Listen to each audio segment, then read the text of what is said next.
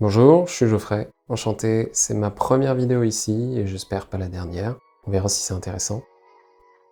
Aujourd'hui, donc, je vais vous parler de la Stearman Press, qui est une cuve de développement pour le grand format, une bonne alternative à la mode 54, qui est une autre cuve, enfin qui est plus un mode pour des cuves Paterson, une alternative au taco, et qui est une technique donc que vous connaissez peut-être, qui est pas super fun, super efficace, et une autre alternative au développement en cuvette qui est plein de contraintes. L'avantage donc de cette cuve, c'est qu'elle est pas chère, elle est plutôt fonctionnelle, elle a le mérite de nous permettre de développer 4 films en un seul process, avec une quantité restreinte de solutions. Donc sur cette chaîne, pour l'instant en tout cas, ce sera principalement sur du grand format, peut-être du moyen format aussi. Je vais essayer de ratisser large sur des sujets qui me tiennent à cœur. Pour l'instant, c'est plus pour le fun. Et j'essaierai d'aborder diverses problématiques qui m'intéressent aussi en termes d'indexation. Donc j'espère que ce sera intéressant pour vous. Moi aussi, le but, c'est d'archiver et de partager avec vous des choses que parfois j'aurais aimé trouver plus facilement, des choses que des fois je recherche ça et là sur internet. L'argentique est quelque chose qui se perd un petit peu et qui heureusement revient depuis quelques années. Et c'est vrai que c'est une petite science magique que j'aime pouvoir garder et j'espère que je trouverai d'autres personnes ici qui apprécieront le grand format, qui voudront partager, qui voudront s'amuser avec moi sur ce sujet. Ici, j'ai mis en parallèle une cuve Paterson classique avec le Stearman Press, donc qui a sa petite forme verticale, totalement adaptée pour abriter des plans films 4-5. Ici, on a un rack mis en exemple. On a 2 racks de stick qui nous permettent de glisser 2 plans films. Donc ça nous fait une capacité de 4 plans films, qui est largement plus que dans une cuve Paterson de cette taille, par exemple, où pour la même quantité de solution, à savoir 450 ml, on peut maxi mettre 2 plans films en taco et on a un résultat un peu approximatif. Ici, le résultat est garanti. C'est vraiment sans faille. La Stearman Press est composée de 2 parties amovibles, une partie supérieure qui se retire et inclut un joint je vous présenterai un peu plus tard comment ça fonctionne, mais il faut squeezer le Stearman pour assurer l'étanchéité, donc ça fonctionne assez bien.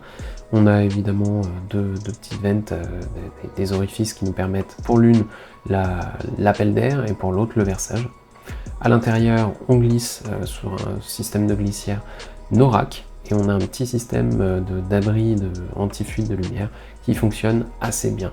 Donc c'est de l'ingénierie de base, du design simple, mais ça marche très bien. Concernant la chimie d'aujourd'hui, on va être sur une préparation assez basique, un R09 que j'apprécie pour son acutance, son prix aussi, son rapport qualité-prix. Je suis sur une dilution de 1,50 pour 8 minutes 30.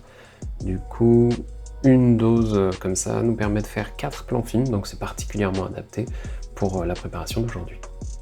Niveau fixateur, je suis sur un Superfix Plus de chez Tettenal, une base classique. Et pour le bain d'arrêt, j'utilise une dilution de vinaigre blanc à 1+4, efficace, odorante, pas chère, et j'aime bien utiliser le bain d'arrêt sur mes plans films.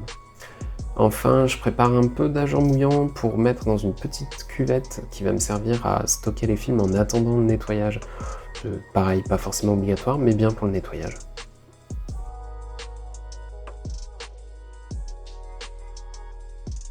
La Stearman Press a une forme assez bien pensée. Comme vous pouvez le voir, on peut l'utiliser directement dans un manchon de chargement. Pas besoin donc de se plonger dans le noir pour manipuler les plans films. On a une forme beaucoup plus, on va dire, user-friendly que de la cuve Paterson classique, et on peut facilement y mettre ces 2 châssis, refermer tranquillement le manchon, charger. Bref, c'est la base, mais c'est vrai que c'est maniable. Il y a juste un petit défaut, c'est quand le Stearman Press, quand vous enchaînez plusieurs développements de 4 plans films, je dirais qu'il est plus difficile de sécher la Stearman Press qu'une cuve Paterson classique.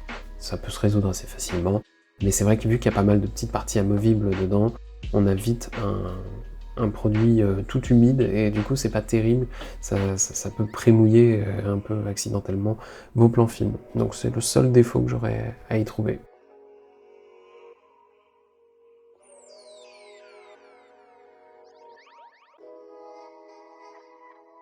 Dans mon cas, je fais toujours un petit prémouillage de 2 minutes, J'utilise du plan film Foma, j'aime bien enlever la grosse gélatine verte qu'il y a dessus. Mon pré-mouillage me permet au passage, avec la Stearman, de m'assurer de l'étanchéité du joint. Donc il y a un joint torique comme je l'ai présenté au départ, juste au niveau de la base amovible. Le fait de faire le pré-mouillage et d'appuyer grossièrement, de squeezer en fait la Stearman permet de faire sortir l'eau un minimum et du coup d'avoir une parfaite étanchéité. En fait le but c'est que le joint soit humide. Donc ici, je me suis un peu foiré, j'ai oublié de revisser la partie appel d'air, c'est pas grave. Et du coup voilà, ici on voit que ça sort. Je secoue un peu pour faire partir le jus, entre guillemets. Et voilà, maintenant on est bien sur l'étanchéité, on est ok. Bon, ça goûte un peu parce que j'en ai mis partout, mais ça fonctionne bien. Je vais pouvoir à présent continuer tout mon process de développement et je suis assuré du coup que le joint torique est humide et qu'on n'aura pas d'eau qui va sortir. Encore une fois, ingénierie simple mais efficace.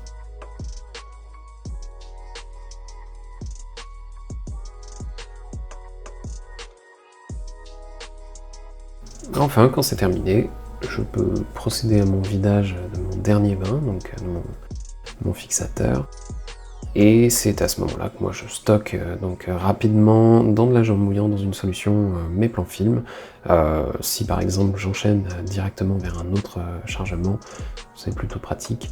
Et à la fin je passe au gros nettoyage, donc afflux contenu d'eau qui me permet d'être sûr que mes plans film soient bien nettoyés de toute solution.